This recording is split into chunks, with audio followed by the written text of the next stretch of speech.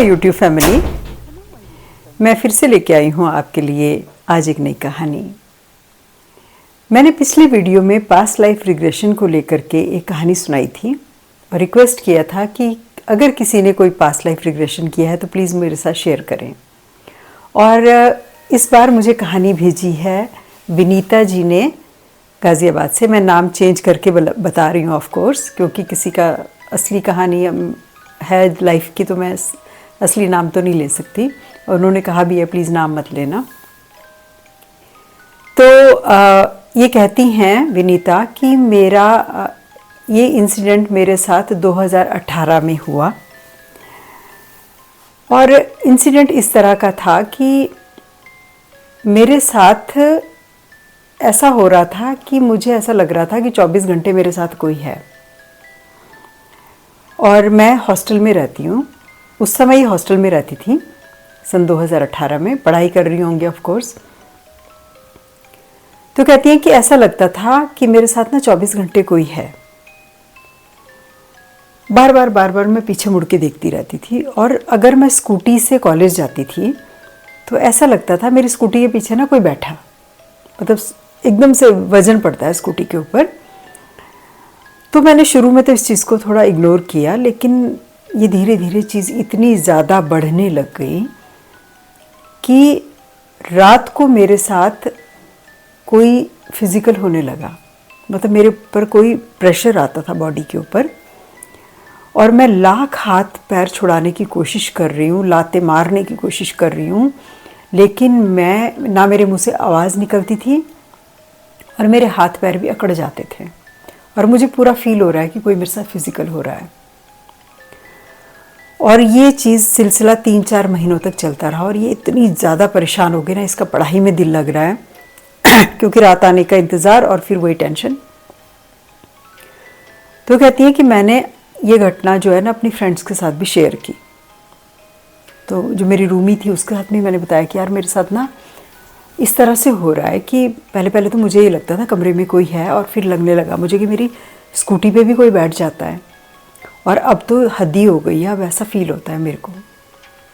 और कहती है मैं जब मैं नहाती हूँ तब भी मुझे लगता है कोई देख रहा है। तो उसकी सहेली भी सुन के थोड़ा डर गई, और फिर वो गॉसिप हो गई। एक ने दूसरे को बोला, दूसरे ने तीसरे को बोला, और उसके साथ रूम में रहने को कोई तैयार नहीं। कह रही मेरी रूमी ने भी कमरा छोड़ दिया कि भाई मैं तो नहीं रह सकती, मुझे तो डर लगता है। सब में बात फैल गई कॉलेज में, मतलब हॉस्टल में, तो कोई उसका रहने के लिए तैयार नहीं। तो विनीता कहती है कि मैंने सोचा कि मैं ना पास्ट लाइफ रिग्रेशन के लिए चली जाती हूँ, क्योंकि इसको भी पूरी नॉलेज नहीं थी पास्ट लाइफ रिग्रेशन है क्या। सॉरी। तो कहती है मैं वहाँ जाती हूँ पास्ट लाइफ रिग्रेशन के लिए। दिल्ली में ही कोई हैं, वो उन्होंने उतना डिटेल में मुझे नहीं बताया। कह रही मैं उनके पास जाती हूँ और उनको मैंने पूरा बताया कि ऐसे ऐसे होने लगा है। पहले मुझे ऐसा फील होता था कि मेरे साथ कोई है 24 घंटे, और फिर मुझे ऐसा लगने लगा मेरी स्कूटी पे भी कोई बैठ जाता है, कॉलेज में भी मेरे साथ है, मैं बाथरूम में नहा रही हूँ तब भी मेरे साथ है। मतलब वो छोड़ ही नहीं रहा है मेरा पीछा, और अब वो मेरे साथ फिज़िकल हो रहा है। और ये बहुत ज़्यादा कमज़ोर होती जा रही थी, और वो कह रही मैं को ऐसा लगता है मैं पागल हो जाऊँगी। तो कहती है कि वो थेरेपिस्ट ने मेरी पूरी बात सुनी, और उन्होंने कहा कि मुझे इसमें पास्ट लाइफ रिग्रेशन से रिलेटेड तो कुछ लग नहीं रहा है, क्योंकि ये जो थेरेपिस्ट होते हैं जो पास्ट लाइफ रिग्रेशन देते हैं, PLR देते हैं, तो ये भी पहले पूरा डिटेल पूछते हैं आपके, क्या जानना चाहते हो, क्या क्वेश्चंस हैं आपके। तो उन्होंने सोचा कि ये इसके साथ अभी हो रहा है, तो इसका पास्ट लाइफ रिग्रेशन से क्या सोल्यूशन निकलेगा। तो इन्होंने इस लड़की को बोला, विनीता को, कि बेटा ऐसा करो, आप घर जाओ और ना अपने पेरेंट्स को पूरी बात बताओ। ये कहने लगी मुझे ना बहुत शर्म आ रही है अपने पेरेंट्स से बताने में। तो इन्होंने कहा कि देखो ऐसा है, मुझे तो कहानी कुछ और लग रही है, तो जब तक तुम मुझे पूरा सच सच नहीं बताओगी ना, तब तक बहुत मुश्किल है तुम्हारा इलाज करना। तो क्योंकि ये जो पास्ट लाइफ रिग्रेशन करते हैं इनको कुछ तो समझ में आ जाती हैं चीज़ें, तो शायद उन्होंने इसलिए बोला होगा। तो विनीता को उन्होंने बोला बेटा कुछ छुपा रही हो तुम, ऐसा करो मुझे साफ साफ क्लियर बताओ कि एक्चुअल में हुआ क्या है। क्योंकि ये कोई एंटिटी तुम्हारे साथ लगी है और ये ऐसे नहीं लगती। या तो तुम नाइट में कहीं जा रहे हो खुले बाल छोड़ के, परफ्यूम लगा के, कोई चौराहा क्रॉस कर लिया अमावस में या किसी ने कुछ कर दिया हो, पर इसका इलाज पास्ट लाइफ रिग्रेशन में नहीं है। पहले तो तुम इसका अपना इलाज ढूंढो, जब ठीक हो जाओगी तब आप जान सकते हो कि मेरे साथ ऐसा क्यों हुआ, पिछले जन्म का मेरा कौन सा कर्म था जिसकी वजह से मुझे ये फल भुगतना पड़ा। तो तुम मुझे सच सच बताओ कि क्या बात है। तो अब ये जो है ना, क्योंकि ये बहुत मुश्किल में थी विनीता, तो ये बुरी तरह से टूट गई।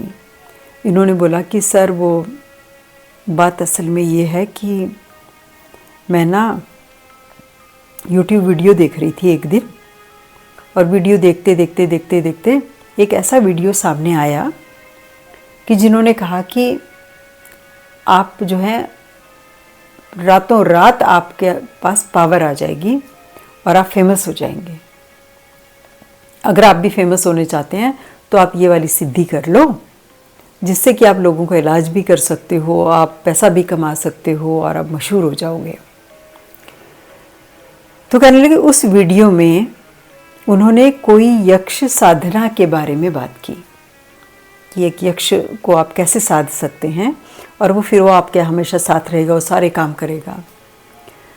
तो ये कहती हैं कि मैंने सोचा ये तो बहुत ही अच्छा हो जाएगा, पढ़ाई में भी हेल्प मिलेगी, शायद मैं टॉप कर जाऊं और रिलेशनशिप भी बहुत अच्छे हो जाएंगे क्योंकि मेरे पास एक पावर आ जाएगी। तो इन्होंने उस मंत्र को जो उस YouTube वीडियो में बताया गया था, वो मंत्र इन्होंने एक कागज़ पे नोट कर लिया और जो उसमें प्रोसेस बताया था वो सारा सामान मंगवाया इसने, विनीता ने। कहती है मैंने सारा सामान मंगाया और जो प्रोसेस उन्होंने बताया था उस विधि विधान से मैंने वो मंत्र का जाप करना शुरू किया, वो भोग देना शुरू किया।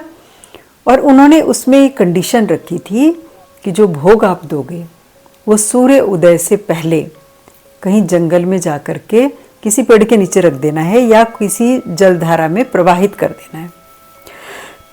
तो कहती है मैं हमेशा 3-4 दिन हो गए थे मुझे करते करते, और मैं सुबह सुबह निकल जाती थी। वो अपना प्रोसेस किया, रात को पूरा जाप किया, 108 माला जाप की और पूजा की और वो भोग चढ़ाया, और वो जो भी सामान होता था वो सुबह सुबह मैं जा कर के एक नाला सा या कोई चीज़ बहती थी जलधारा सी, उसमें जाके मैं बहा देती थी।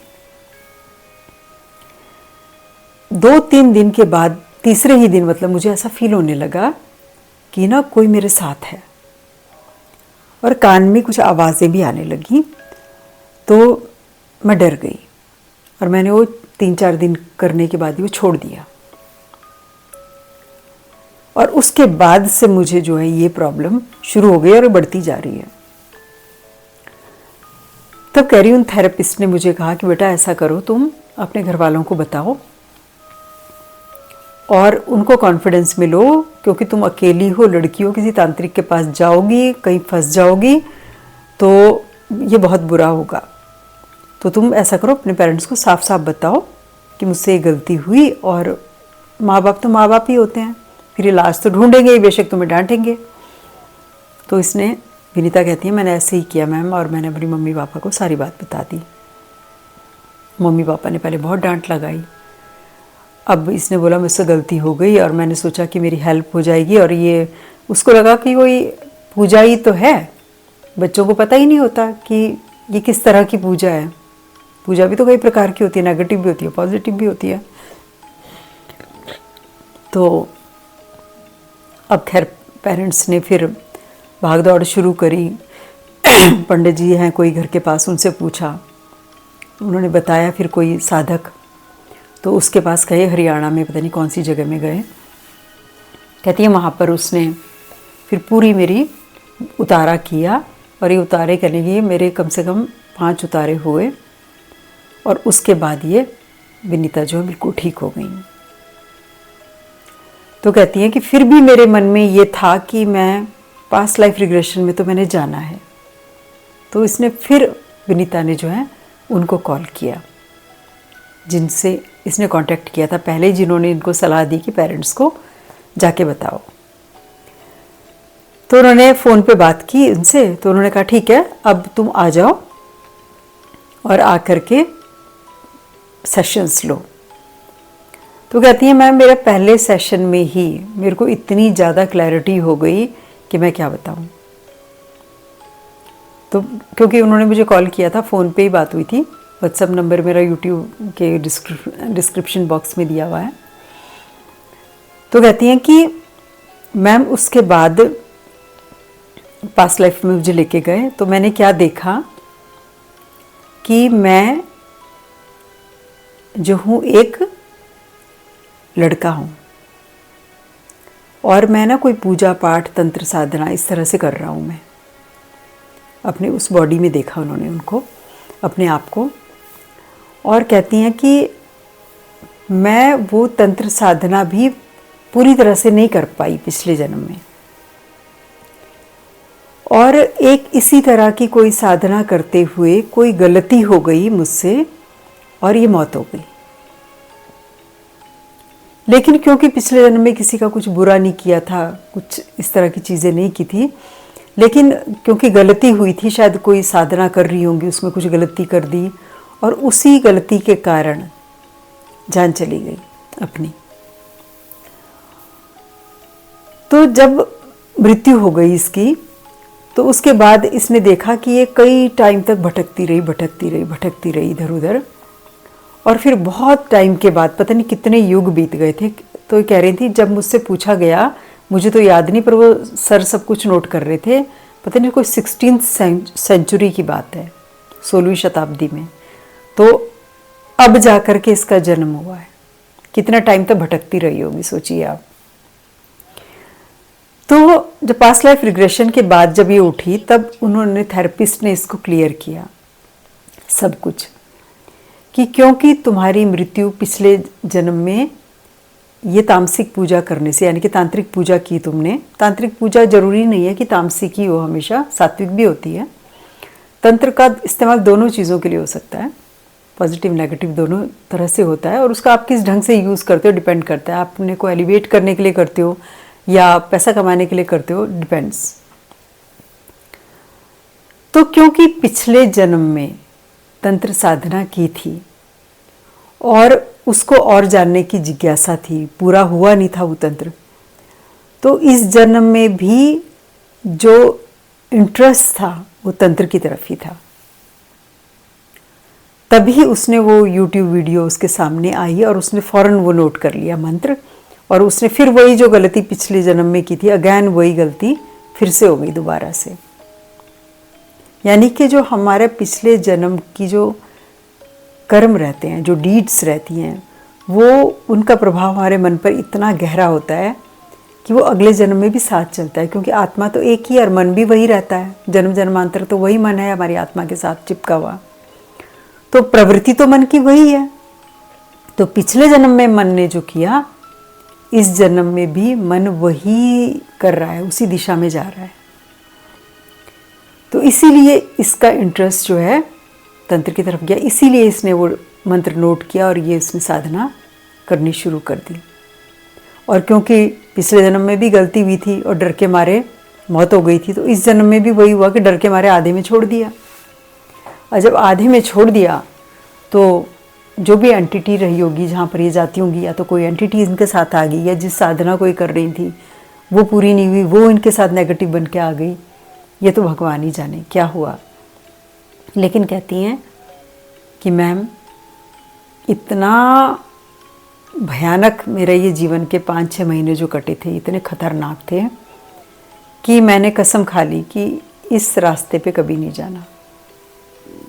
और ये फ़र्क पड़ा मुझे ये पास्ट लाइफ रिग्रेशन करने के बाद, क्योंकि मेरे थेरेपिस्ट ने मुझे उस समय कमांड दी कि इस तरह के तंत्र की साधना में आप कभी नहीं पड़ोगी, और आप वादा करो कि मैं कभी इस रास्ते पे नहीं जाऊंगी, मैं स्पिरिचुअल पाथ पे जाऊंगी, मैं सच्चे रास्ते पे जाऊंगी, मैं अध्यात्म का रास्ता अपनाऊंगी और इस रास्ते पे मैं कभी नहीं जाऊंगी। तो सोल के साथ जब वो कमिटमेंट हो गया ट्रांस में जा कर के, तो कहने लगी अब मुझे इस तरफ जाना ही नहीं है, मेरा इंटरेस्ट ही ख़त्म हो गया इस तरफ जाने से, और अब मैं चाहती हूँ कि मुझे कोई सद्गुरु मिले तो मैं ध्यान करूं, मेडिटेशन करूं और खुद को एलिवेट करूं। तो ये कहानी मुझे बहुत अच्छी लगी और मुझे बहुत खुशी हुई कि मेरा पहला वीडियो देखने के बाद सेकंड वीडियो भी मेरे पास पास्ट लाइफ रिग्रेशन से रिलेटेड ही आया। तो उम्मीद करती हूँ कि आपको इस स्टोरी से भी कुछ, इसके एक्सपीरियंस से भी विनीता के कुछ सीखने को ज़रूर मिला होगा। और तंत्र साधना से रिलेटेड जब तक अच्छी जानकारी नहीं है, आपका कोई गुरु साथ में नहीं है, तब तक इन चीज़ों में कभी भी नहीं पड़ना चाहिए। और ये कहानी हमें बताती है विनीता की स्टोरी। तो उम्मीद करती हूँ ये कहानी आपको पसंद आई होगी और आपके कमेंट्स का मुझे हमेशा से ही इंतज़ार रहता है। Thank you so much for watching.